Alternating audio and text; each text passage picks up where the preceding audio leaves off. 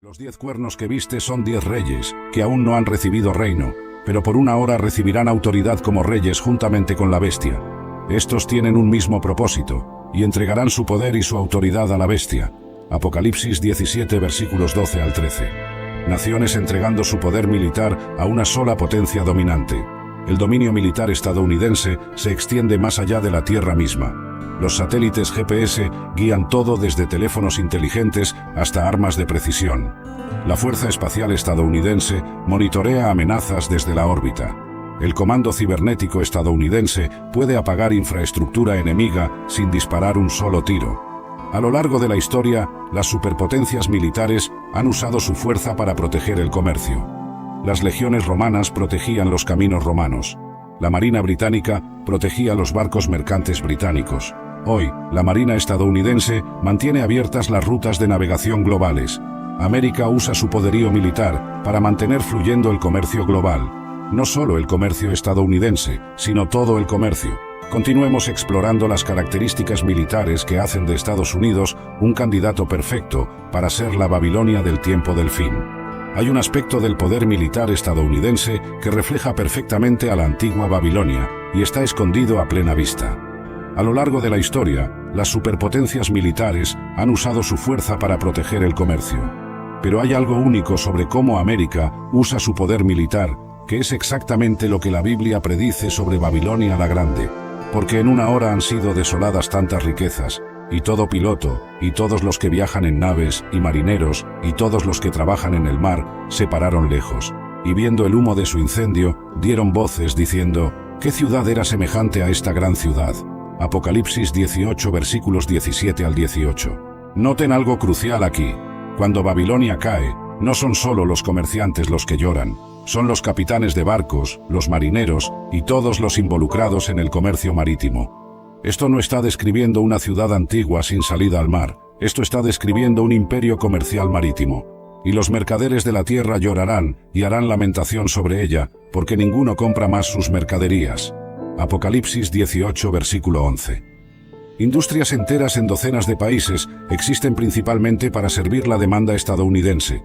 Cuando los consumidores estadounidenses dejan de comprar, las fábricas en China se cierran. Pero primero, déjenme mostrarles cómo la influencia estadounidense alcanza aún más profundo en el alma misma de la humanidad. Estados Unidos no solo domina militarmente, domina culturalmente de una manera que ningún imperio en la historia ha logrado jamás. Con la cual han fornicado los reyes de la tierra, y los moradores de la tierra se han embriagado con el vino de su fornicación. Apocalipsis 17 versículo 2. ¿Qué significa para una nación emborrachar al mundo entero con su influencia? Comencemos. Esa diferencia de enfoque se traduce en resultados tan grandes que parecen injustos a los ojos de quienes no hicieron el mismo trabajo mental. Otro hábito esencial es practicar la gratitud y el enfoque en lo positivo. No porque la vida sea perfecta, sino porque la gratitud entrena su mente a reconocer oportunidades en lugar de obstáculos. Un hombre agradecido no es un hombre conformista, es un hombre consciente de sus recursos, y por lo tanto más capaz de utilizarlos. Cuando su mente se enfoca en lo que tiene y no en lo que falta, deja de vivir en escasez y empieza a operar desde la abundancia. Y esa mentalidad lo convierte en un imán para nuevas oportunidades, porque su atención siempre está buscando construir en lugar de destruir. Finalmente, debe entender que dirigir su mente requiere práctica constante. No basta con hacerlo un día y olvidarlo al siguiente. Cada mañana debe elegir en qué se enfocará. Cada tarde debe revisar cómo utilizó su energía y cada noche debe corregir lo que no funcionó. Este hábito de revisión lo mantiene en control, porque lo que no se mide, se pierde. Y la mente, si no se corrige, inevitablemente caerá en la dispersión. Un hombre que domina este principio deja de reaccionar a cada estímulo externo. Se convierte en alguien que vive con intención, que protege su energía como el recurso más valioso, que invierte sus pensamientos solo en aquello que lo impulsa hacia adelante. Y cuando su mente se acostumbra a esta disciplina, algo poderoso ocurre. Su vida empieza a alinearse con la claridad de su enfoque. Ya no siente que camina a oscuras, porque cada pensamiento se convierte en una linterna que ilumina el camino. Controlar su mente es controlar su energía, y controlar su energía es controlar sus resultados. Controlar su mente también exige aprender a gestionar el miedo. El miedo es una emoción natural, pero cuando no se controla se convierte en una prisión invisible que determina cada decisión que toma. La mayoría de los hombres no fracasa porque no tengan capacidad, sino porque se dejan dominar por pensamientos de miedo. Miedo al rechazo, miedo al fracaso, miedo al qué dirán, miedo a equivocarse. Y lo que no entienden es que cada vez que obedecen ese miedo, refuerzan un hábito mental de debilidad. Con el tiempo, su vida entera se reduce al tamaño de sus temores y terminan viviendo una existencia mucho más pequeña de la que podrían haber alcanzado. Debe aceptar que el miedo nunca desaparece del todo. Siempre estará ahí, susurrando en los momentos importantes. La clave no es esperar a que se vaya, sino decidir actuar a pesar de él. El control de la mente significa entrenarse para reconocer el miedo como una señal, no como una orden. Una señal de que está saliendo de su zona cómoda, de que está enfrentando algo que realmente importa, de que está entrando en territorio de crecimiento. Si interpreta el miedo como enemigo, se paraliza. Si lo interpreta como recordatorio de que está avanzando, lo convierte en combustible. El hábito que debe cultivar es exponerse constantemente a pequeñas incomodidades que lo fortalezcan. Hacer esa llamada difícil, expresar su opinión en público, asumir una responsabilidad más grande, probar algo nuevo que lo desafíe. Cada vez que lo hace, le enseña a su mente que puede soportar el miedo y aún así actuar. Y con el tiempo, el miedo pierde poder, porque deja de asociarlo con peligro y empieza a asociarlo con crecimiento. Esa es la diferencia entre los hombres que se quedan atrapados en la mediocridad y los que logran resultados extraordinarios. Unos se paralizan ante el miedo. Dios 15:10. Pero por la gracia de Dios soy lo que soy, y su gracia no ha sido en vano para conmigo. Antes he trabajado más que todos ellos, pero no yo, sino la gracia de Dios conmigo. Esta humildad creciente también se manifiesta en una mayor dependencia de Dios. Podemos encontrarnos orando con más frecuencia, buscando la guía de Dios en decisiones grandes y pequeñas. Jesús modeló esta dependencia en Juan 5:30. No puedo yo hacer nada por mí mismo. Según oigo, así juzgo, y mi juicio es justo, porque no busco mi voluntad, sino la voluntad del que me envió, la del Padre. C.S. Lewis capturó bien esta idea cuando escribió: la humildad no es pensar menos de uno mismo, es pensar menos en uno mismo. Esta es la humildad que el Espíritu Santo cultiva en nosotros a medida que nos purifica. Mayor comprensión y amor por la palabra de Dios. El salmista expresa este amor por la palabra de Dios en Salmo 119:97. Cuánto amo yo tu ley. Todo el día es ella mi meditación. A medida que el Espíritu Santo nos purifica, podemos encontrarnos con sentimientos similares hacia las Escrituras. Este amor creciente por la palabra de Dios puede manifestarse de varias maneras. Podemos encontrarnos deseando pasar más tiempo leyendo y estudiando la Biblia. La lectura de la palabra puede volverse menos una obligación y más un deleite. Pasajes que antes parecían oscuros pueden comenzar a cobrar nuevo significado, como Jesús prometió en Juan 16:13.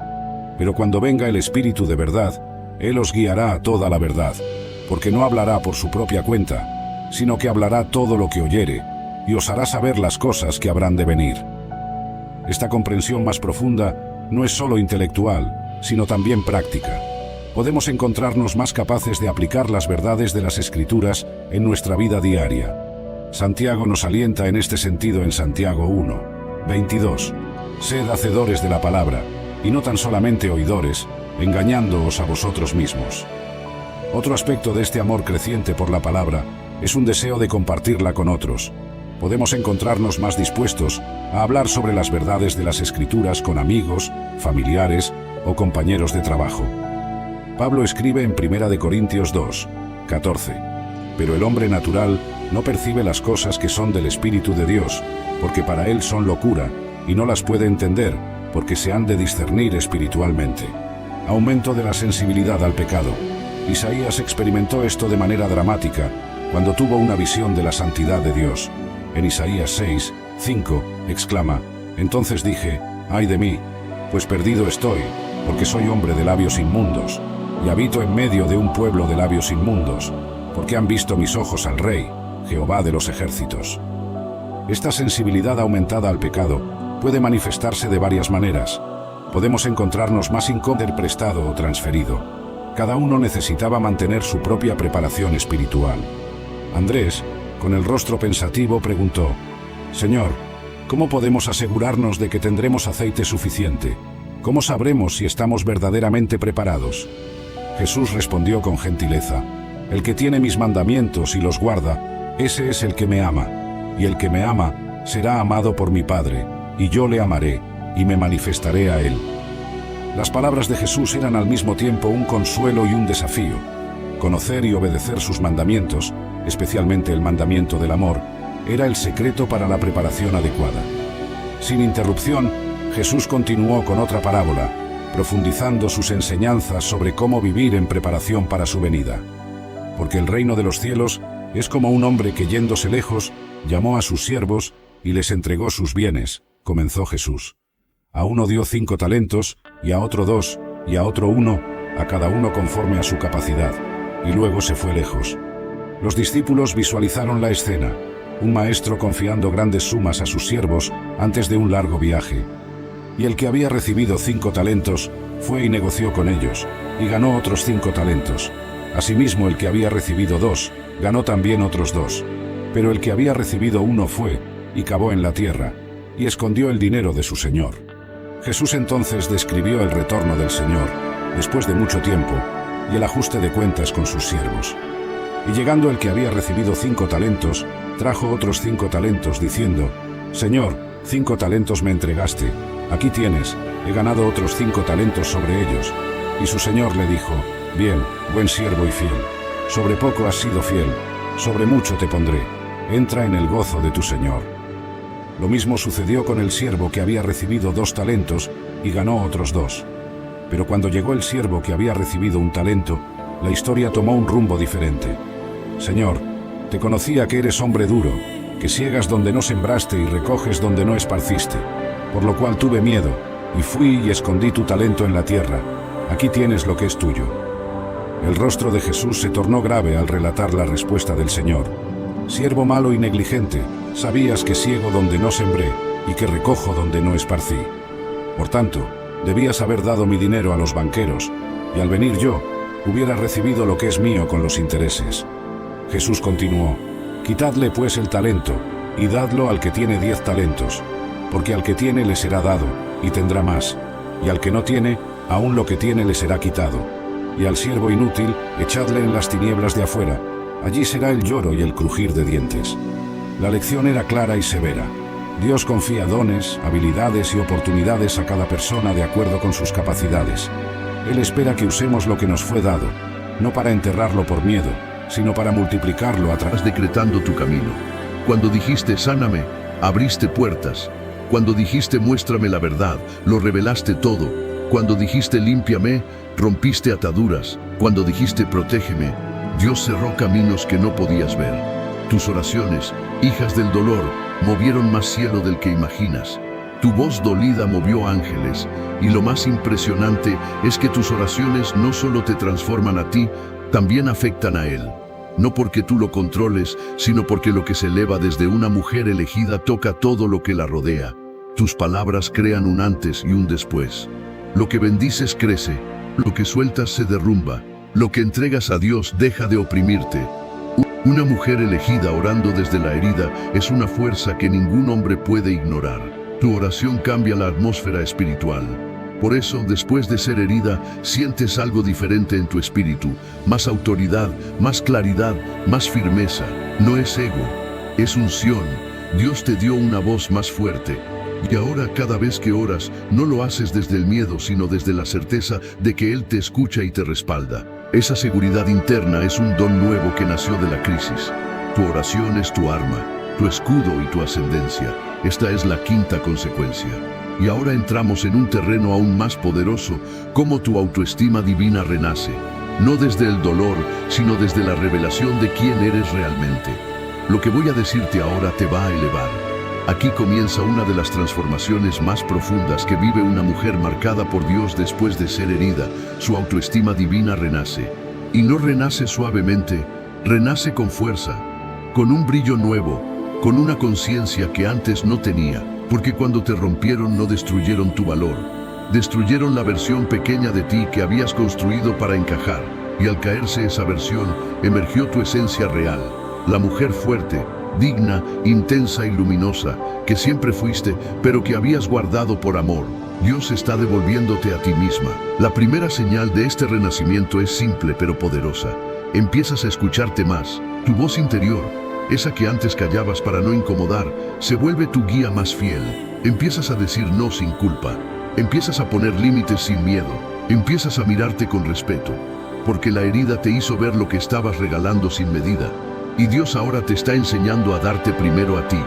No desde el ego humano, sino desde la dignidad divina. Te estás reconociendo como hija amada. Luego ocurre algo aún más hermoso. Recuperas tu luz sin pedir permiso. Tu belleza interna resurge. Tu energía cambia. Tu presencia se siente distinta. Caminas diferente, hablas diferente, brillas diferente. Y no es para atraer a nadie, es para honrarte. Porque antes te empequeñecías para que él se sintiera grande. Ahora ya no. Ahora ocupas tu lugar. Y ese lugar no es pequeño. Una mujer elegida ocupa espacio. Quebrantado la ley de Dios. El sumo sacerdote de Israel era permitido entrar en el Santo de los Santos una vez al año para contemplar el propiciatorio. Estoy seguro de que él debió haber sentido en cada ocasión: no pertenezco aquí, en la santa presencia de Dios, porque soy un pecador. Los querubines son seres reales y poderosos. Sin embargo, los querubines en la Biblia a menudo representaban cosas celestiales. Fueron integrados en el diseño del Arca del Pacto y del Tabernáculo, por orden de Dios. Los querubines mostrados en Ezequiel 10 tienen no solo alas y manos, sino que también están llenos de ojos, rodeados por ruedas dentro de ruedas. Sin embargo, Ezequiel también pinta un tono sombrío en el capítulo 10, y los querubines proporcionan una pista. Los querubines hacían más que proteger el lugar más santo de Dios, de aquellos que no tenían derecho a estar allí. También aseguraban el derecho del sumo sacerdote de entrar en el lugar santo con sangre, como mediador del pueblo con Dios.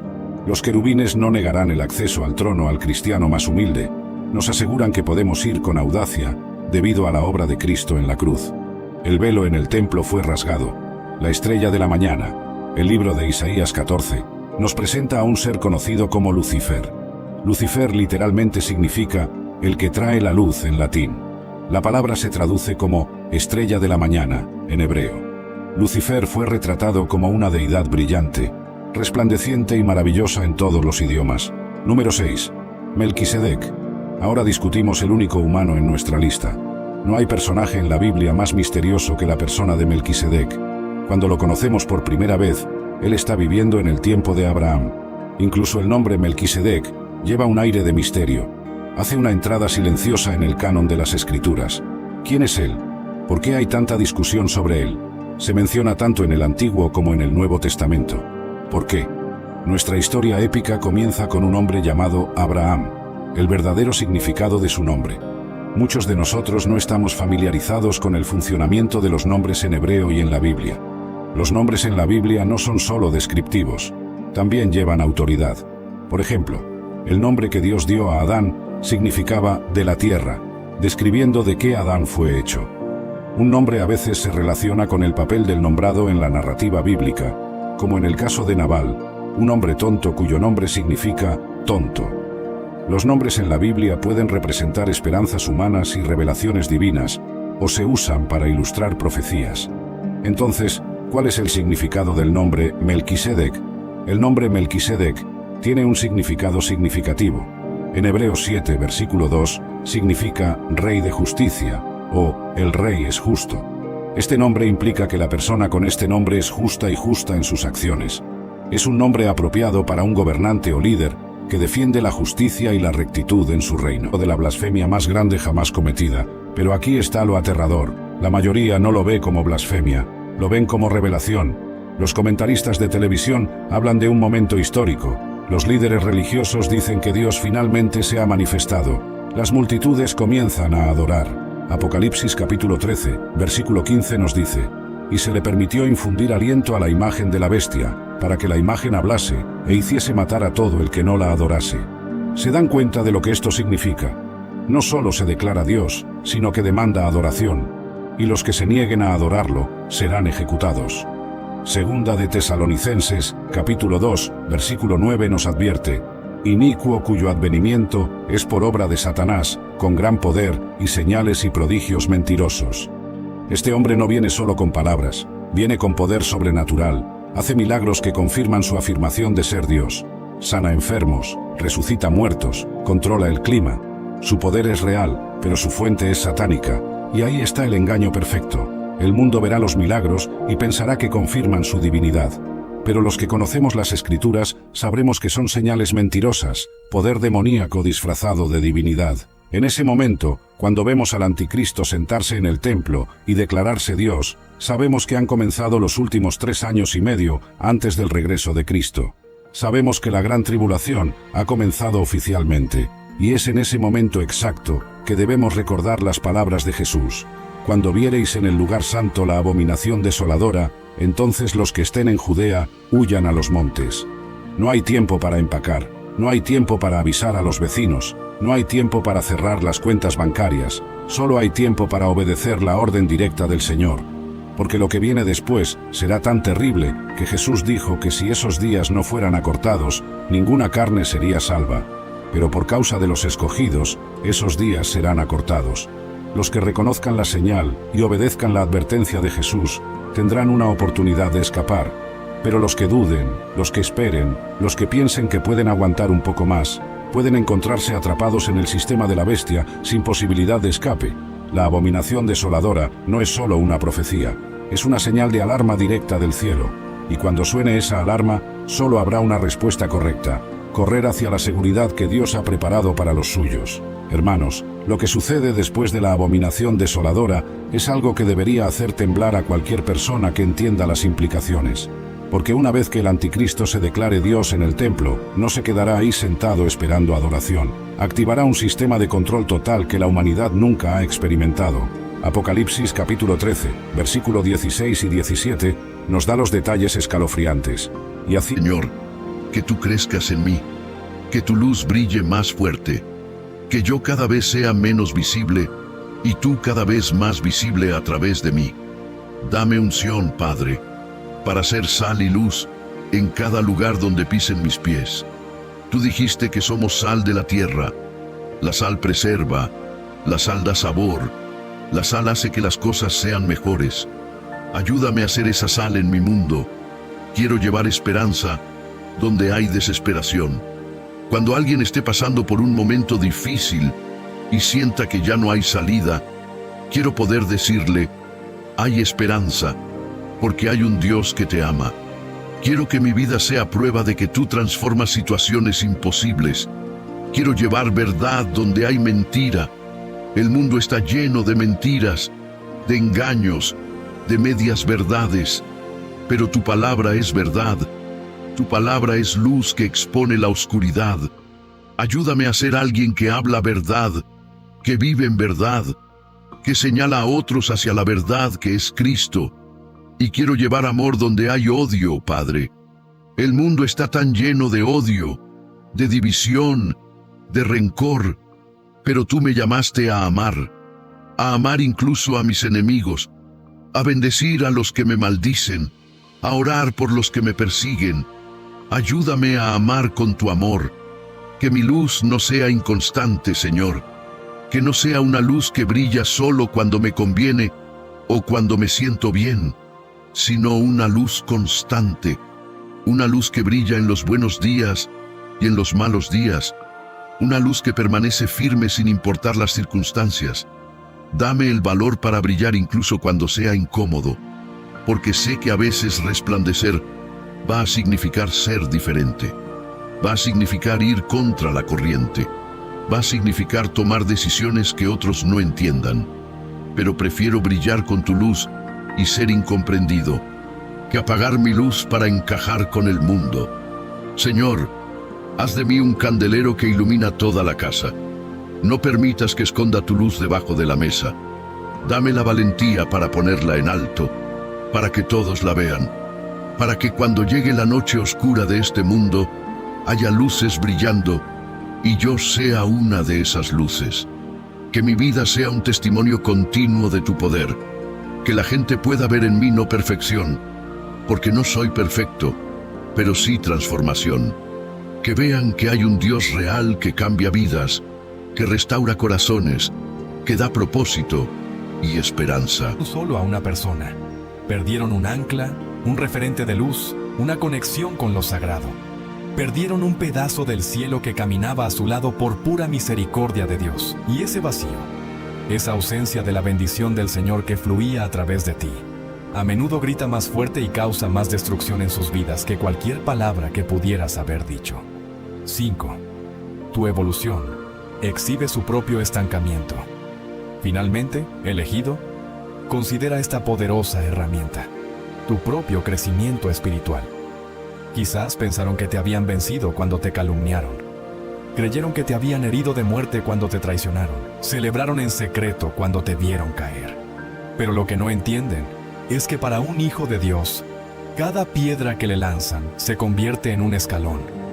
Cada ataque del enemigo, cuando es puesto en las manos del Señor, se transforma en una oportunidad para que el poder de Jesús se perfeccione en tu debilidad. 2 Corintios 12:9. Mientras ellos se quedan anclados en su amargura, observando y esperando tu destrucción, tú sigues avanzando, creciendo, sanando, prosperando, no por tu fuerza, sino por la fidelidad de tu Dios. Tu progreso silencioso es un sermón viviente que aniquila su narrativa. Cada bendición que recibes es una bofetada a la maldición que te lanzaron. Es la manera en que el universo, orquestado por el Señor, les recuerda constantemente: nadie puede detener aquello que yo ya he bendecido. Tu vida se convierte en la prueba irrefutable de Isaías 54:17. Y esta justicia divina, esta forma en que Dios te eleva precisamente a través de las pruebas que otros te imponen, nos abre la puerta a comprender las leyes espirituales más profundas que gobiernan estos encuentros. 6. Haces que se vean a sí mismos como nunca antes. Esto, elegido, es la culminación del efecto espejo del que ya hemos hablado. Estar cerca de alguien que porta la energía y la verdad de Jesús es como colocarse frente a un espejo de aumento espiritual, que no solo revela la mancha superficial, sino la raíz de la podredumbre. Tú no estás ahí para juzgar ni para señalar. ¡Jamás! Tu función es simplemente estar, permanecer en tu posición como un reflejo viviente de la santidad y la gracia de Dios. Y en ese reflejo, la otra persona se ve confrontada no con tu opinión, sino con la verdad desnuda de su propia alma. Es un